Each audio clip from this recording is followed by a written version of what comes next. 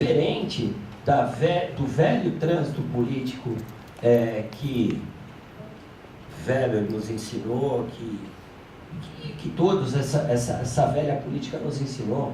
Nós estamos falando de Bauman agora, nós estamos falando de Edgar Morin, nós estamos falando de complexidade em cada apontamento. Quando o professor Coelho fala, olha, isso não tem que ser uma tendência em ser uma OS, ou uma tendência em ser administração direta.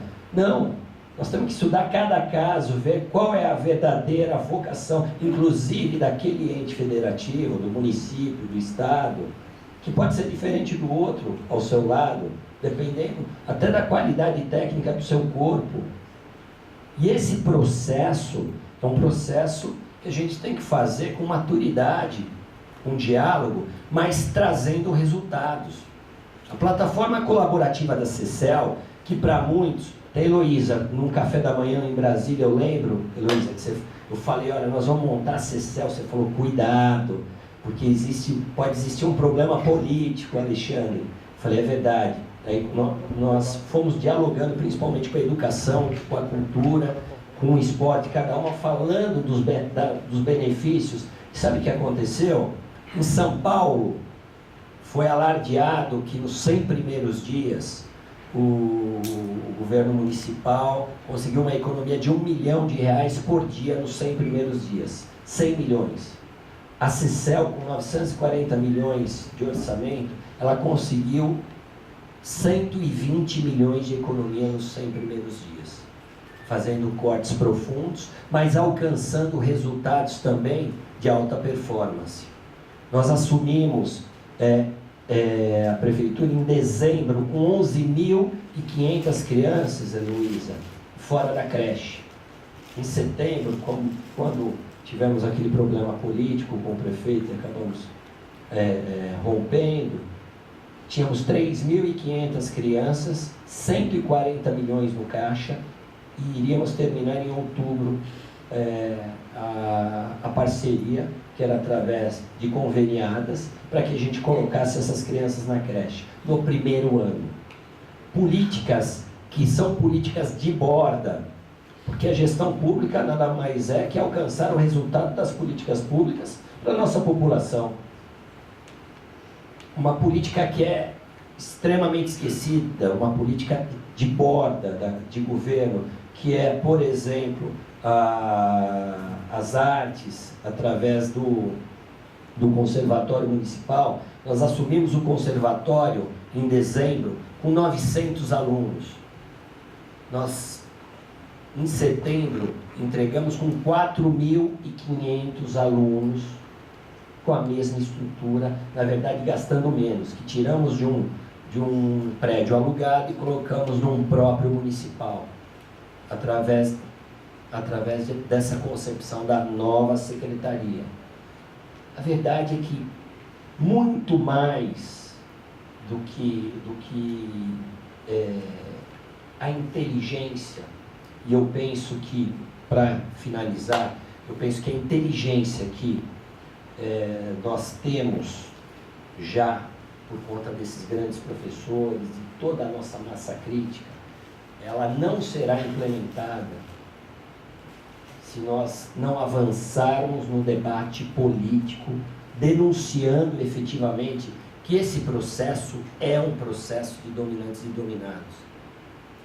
Porque, de verdade, esse processo que é do século passado, esse modelo de gestão que é do século passado, apenas fortalece essas pessoas para evitar ainda que pessoas que queiram executar uma nova política, uma política de integração, uma política de sociedade, uma política que chegue efetivamente nas pessoas, seja implementada. É essa a minha colaboração, eu estou à disposição, agradeço demais a oportunidade, estou pronto aqui para responder as perguntas necessárias. Muito obrigada, Alexandre Zeituni. A dinâmica agora ele comentar rapidamente, chegamos agora à prática, né, do exercício da modernização da administração, né? E nosso expositor veio dizer que a mudança é possível, né? Quer dizer, desde que queira, né? Ela pode acontecer e acontece, né? Mas, e que também só o conhecimento liberta, né? Para fazer essas mudanças. Bom, vamos passar. A dinâmica é o seguinte, na nossa manhã. Passamos agora, tem um momento em que está aberto aqui para que os palestrantes façam um comentário, voltem a palavra aos palestrantes para fazer comentários às exposições de uns e outros e até perguntas. E aí eu quero inovar aqui, Luísa, se você me permite, que nesses palestrantes se inclua a sua pessoa, Marina, Zé Gustavo, e depois passamos rapidamente também a pergunta do público e das pessoas da internet. Então está aqui aberto. Professor Humberto, quer fazer algum comentário, por favor? Muito bem, tem um rol de perguntas aqui, mas antes de mais nada eu queria parabenizar os meus colegas do painel aqui. Eu adorei as apresentações, acho que nós estamos falando coisas bastante convergentes, né? Bom, eu recebi aqui um conjunto de perguntas, né? Bastante distintas, né? Com questões muito específicas, né? Relacionado, por exemplo, dado o grau de corrupção no país, não haveria de se pensar em algo parecido com a auditoria externa de organismos internacionais de defesa da cidadania sobre a gestão pública no Brasil, né? O combate à corrupção é uma luta que ela tem que ser travada aqui dentro. Existe uma questão de soberania, claramente, né? É claro que, no que se refere a conexões internacionais desses crimes, isso deve já há uma grande colaboração, mas tem que ser uma luta nossa, sem dúvida nenhuma, né? Quem faria a gestão de pessoas, né? Se os gestores de pessoas são, por mais das vezes, nomeados politicamente? É uma boa pergunta, né? É possível profissionalizar a gestão de pessoas, é possível colocar requisitos, parâmetros, é possível recrutar pessoas, mesmo com indicação política, né? Toda essa questão de resgatar a meritocracia na direção pública não significa não aceitar indicações políticas, significa aceitar indicações políticas de gabarito, com um perfil de competências à altura do cargo, né, que possa se desincumbir bem dele, né? Simples assim, né? Para implementar é muito complicado, né? Postura de professores de universidades públicas que ficam em licenças ocupando outros cargos públicos, partidários e privados, utilizando-se dos professores substitutos. É um problema muito específico de universidades públicas, talvez o Fernando possa comentar melhor do que eu em relação a isso, né? Não sei a frequência com a qual isso ocorre, né? Na verdade. E uma última pergunta relacionada a licitações, né? A pessoa pergunta, os leilões públicos são mais eficientes do que as licitações? Eu tenho a impressão que a pessoa quis dizer se os pregões são mais eficientes do que... O pregão é uma modalidade de licitação, né? E atualmente está em moda absoluta por uma razão muito simples. Os órgãos de controle perturbam menos quando você faz um pregão, né? Só que o incentivo que você tem para comprar errado é impressionante, né? Então, o pregão não vale para qualquer coisa. O pregão vale para commodities, para coisa comum, né? Preferencialmente em escala. Então, tem havido um abuso dessa modalidade de pregão em malefício da qualidade da escolha do item a ser selecionado, né? Você não pode comprar serviços, de modo geral, né, na base do pregão, que você vai pegar o barateiro da esquina que não vai te entregar, né? Então não é assim que as coisas têm que ser efetivamente resolvidas. Enfim, acho que isso esgota aqui o rol de questões e fico aqui à disposição para outras que virem. Obrigado. Muito obrigada, professor Humberto. Queria passar a palavra ao professor Fernando, e depois eu vou revezar um pouquinho com algumas perguntas da plateia, da internet, para os comentários dos professores serem intermediados. Muito bem, então tem duas questões, né? Essa então que o Humberto repassou, vamos falar sobre a questão da universidade, os afastamentos, mas tem uma aqui que chegou sobre a questão de nomeação, né, para os cargos de dirigentes públicos, né? até complementando o que o Humberto colocou, falando para a área de gestão de pessoas, hoje nós temos algumas experiências ibéricas e latino-americanas, né? A experiência chilena é uma experiência interessante em termos de critérios para a nomeação de dirigentes públicos, né? Vem sendo estudada. E em Portugal nós também temos uma experiência da CRESAP, né? Que foi uma comissão de recrutamento e seleção que foi criada e que faz todo um processo aberto, né, de recrutamento e seleção de dirigentes públicos, né, avaliando de fato as competências e no final faz a indicação dos 3 finalistas, né, daqueles nomes para o presidente da República que vai escolher. Isso, na verdade, não impede que, ao final, as pessoas que estão sendo nomeadas, né, não tenham vínculos políticos. Não é? A questão não é essa, mas, de fato, sejam pessoas que tenham, para além dos vínculos políticos, as competências, né, para assumirem aqueles cargos de direção. Né? Isso acabou, em Portugal, sendo até uma alternativa na formação dos governos de coalizão, né, do presidente saber dizer não, né, ou ter um instrumento para dizer não, né, para a base de coalizão quando era solicitado algumas indicações. Então a CRESAP tornou o recrutamento aberto, né, dos cargos de direção pública e faz indicação de 3 nomes para a presidência. Inclusive o professor Bilim, que presidiu a CRESAP durante muito tempo, né, todo ano está aqui no Brasil, né, tem pesquisa juntos com a Universidade de Brasília, né, dentro dessa área de gestão de pessoas no setor público.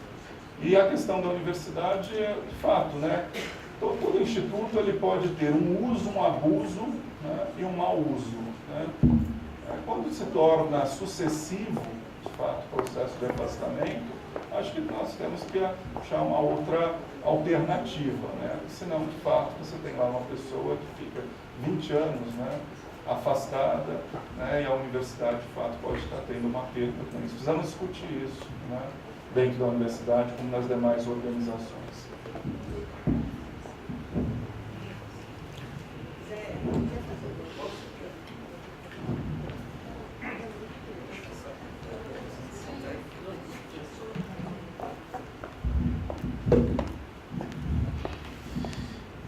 Bom, eu estou muito feliz com esse nosso painel. Acho que estamos iniciando com uma qualidade fenomenal o debate dos 18 eixos, com uma questão bastante fundamental, que é a gestão pública. E gostei muito quando o Fernando, já ouvia ele falando sobre isso, sobre gestão pública como política pública, né? Normalmente ela é vista como área meio para as políticas públicas fins, e aí a gente tem que olhar só como área meio, não pode ter políticas públicas. E aí, quero trazer para mim, para minha história de vida, isso é muito convergente, porque quando eu fiz administração pública e terminei o curso de administração pública na Unesp Araraquara, eu passei a trabalhar em algumas prefeituras. E como estágio e tal, e comecei a ver que nas prefeituras tinha gente muito interessante, que queriam fazer coisas bacanas dentro da gestão, mas que travavam na cabeça dos políticos que estavam pensando só na perpetuação do seu poder.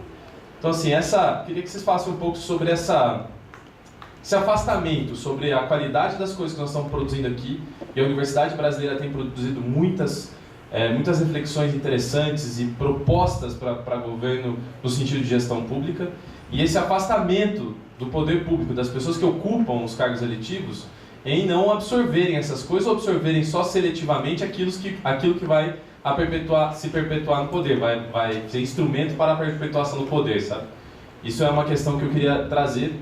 Outra questão nós falamos aqui sobre várias questões de inovação, sobre políticas públicas e gestão pública, mas falando um pouco, eu queria explorar um pouco mais isso sobre a resistência da burocracia.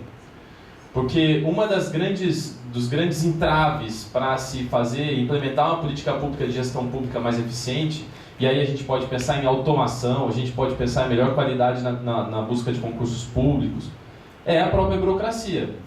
Porque numa autodefesa quase classista, na verdade de classe, faz com que nada seja implementado.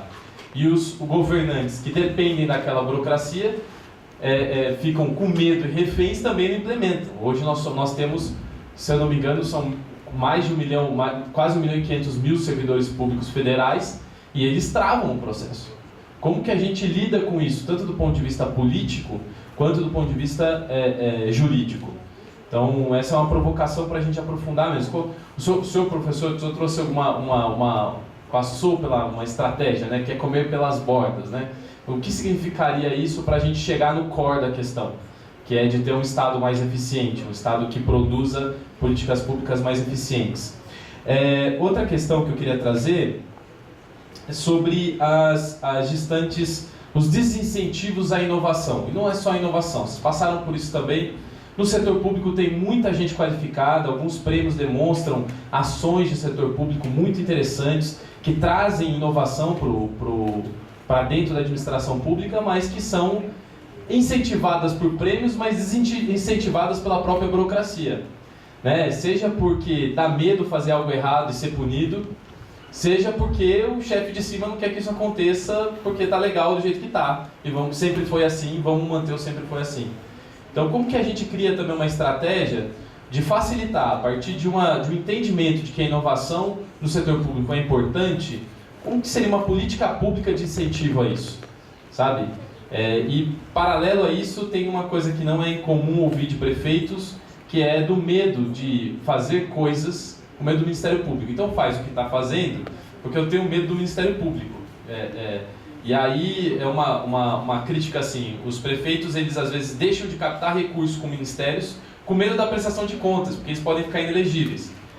Se isso é uma exacerbação do trabalho do Ministério Público ou não, como que isso deveria ser tratado. Por fim, uma das questões que é bastante relevante para a rede, e desde a sua fundação, no programa de 2014 a gente trouxe isso muito, a Marina trouxe isso muito, a questão do federalismo, né? Nós passamos, aí as falas de vocês passaram por isso bastante, né? Em vários momentos. Nós temos hoje 5.570 municípios, 89% deles têm menos de 50 mil habitantes. Né? A capacidade de gestão muito baixa, com uma demanda muito grande de trabalho, né? Tem uma potencialização de trabalho e os gestores têm muito pouca qualidade. O Fernando falou um pouco sobre essa coisa de fazer um processo de formação maior com gestores públicos municipais. A ENAP tem um papel fundamental nesse processo, enfim. Além das questões de federalismo em si, das demandas e obrigações de cada município, o que poderíamos fazer para acolher melhor, ajudar nessa formação, nesse processo de lidar com os pequenos e médios municípios? Por fim, quero dizer que tem um elemento, um indicador interessante das pessoas percebendo a importância do Estado.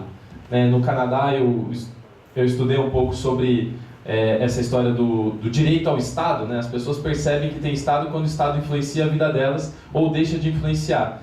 E a gente tem direito a um Estado eficiente na produção de políticas públicas.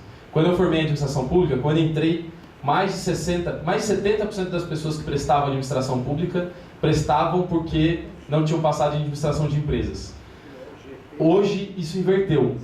Hoje, boa parte das pessoas que prestam administração pública, gestão de políticas públicas, ciências do Estado e tantas outras que fazem parte desse campo de públicas, entram querendo trabalhar no setor público porque percebem a necessidade, jovens, percebendo a necessidade e a importância da maior qualidade na gestão pública municipal, estadual e federal. Então eu vejo isso como um indicador positivo da percepção da sociedade.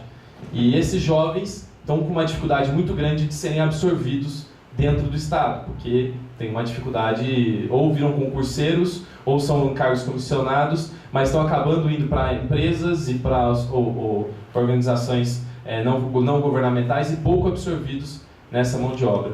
E aí fortaleço um debate que a Fundação João Pinheiro está fazendo lá no estado de Minas Gerais, que é uma deteriorização muito grande de uma universidade. Para quem não sabe, quem passa no concurso, quem passa no vestibular da Fundação João Pinheiro, ele já passa, e o Ian está aqui, que também é da Fundação, já passa como um concurso público, recebe um salário, passa 4 anos estudando e depois tem que prestar 2 anos de serviço ao Estado.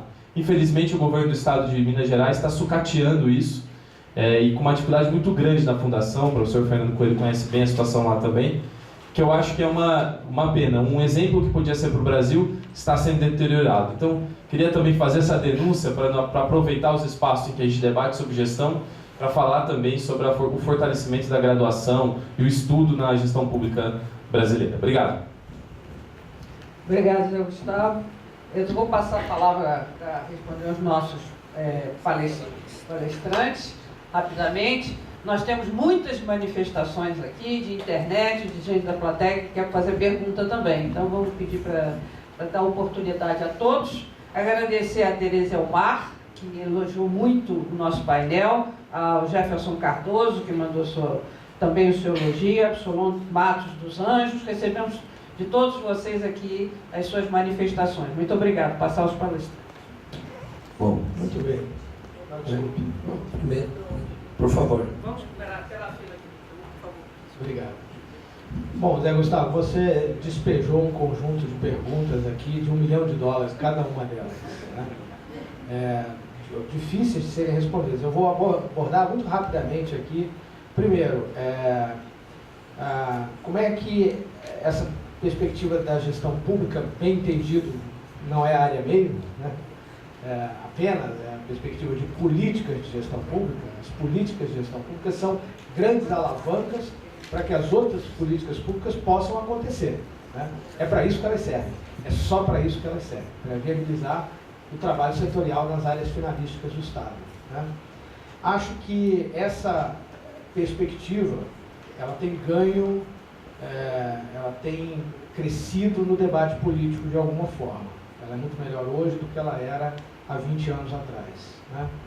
Há algumas evidências disso, alguns processos abrangentes que aconteceram, né? Choque de gestão em Minas Gerais, todos por Pernambuco, vários outros tipos de movimentos transformadores, inovadores em municípios, né?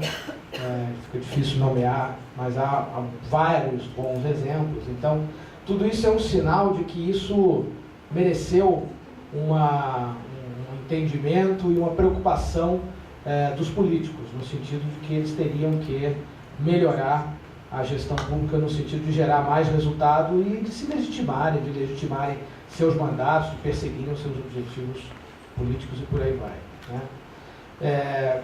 As coisas acontecem de que maneira? As coisas acontecem da maneira sorrateira.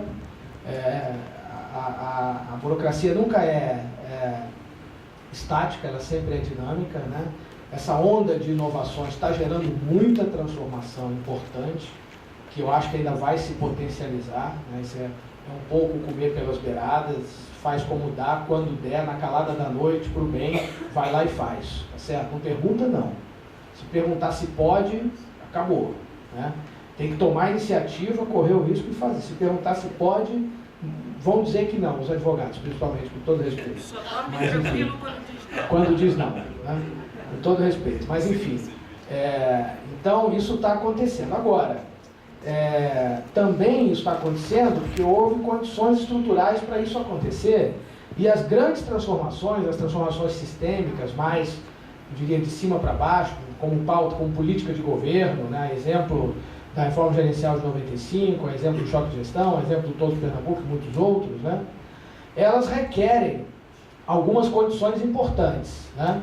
Fazendo referência ao meu primeiro comentário, elas requerem o entendimento e o suporte do líder político. Elas requerem um total comprometimento da liderança política. Você não faz isso no nível de secretaria, né? Se o dirigente máximo, se isso não couber na cabeça do dirigente máximo, e ele não der o apoio para bancar isso dentro do governo, isso não acontece, não tem nenhum perigo, né?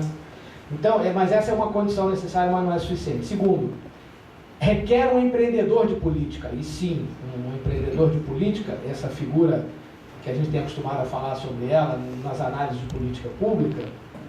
Quem é o empreendedor de política? É a pessoa que tem a ideia, né? É o descontente com o estado de coisas, que liga problemas a soluções, não necessariamente nessa ordem, né? Consegue criar uma coalizão, consegue chamar a atenção do establishment político e consegue fazer alguma coisa, consegue abrir janelas de oportunidade, aproveitar janelas de oportunidade e abrir janelas de oportunidade, né? Então, foi o Bresser com a reforma gerencial de 95, né? Foi o senador Anastasia no choque de gestão. No caso de Todos Pernambuco, isso foi um pouco mais espalhado, né? Mas houve figuras de primeira linha que colaboraram ali perto do governador, a professora Tânia Bacelar, dentre outros que ajudaram a modelar. o projeto de transformação. Então, é um processo instável, né? Não é um processo linear, ortodoxo de formulação de política, de fazer uma agenda, submeter ao Congresso, não.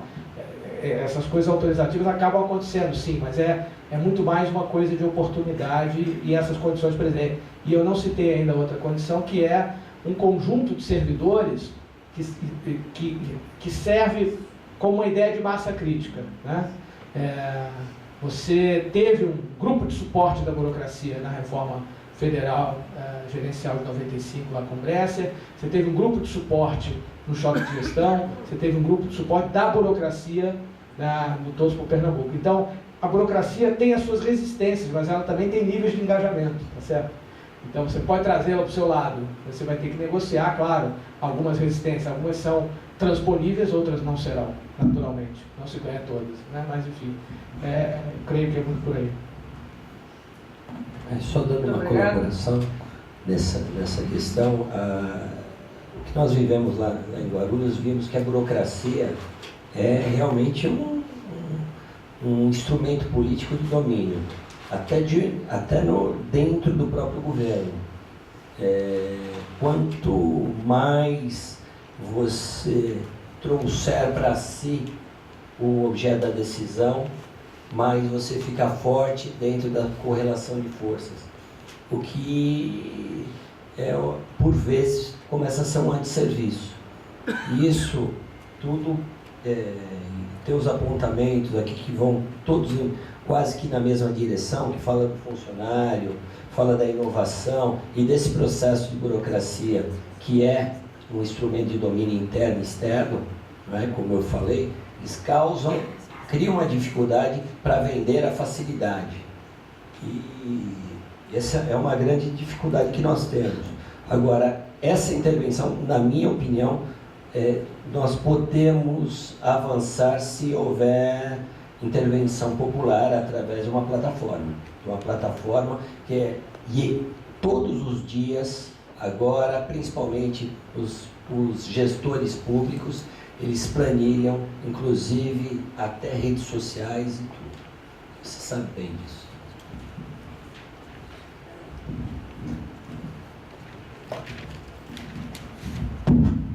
Muito bem. Escolhi algumas questões aqui das quais você trouxe, Zé Gustavo.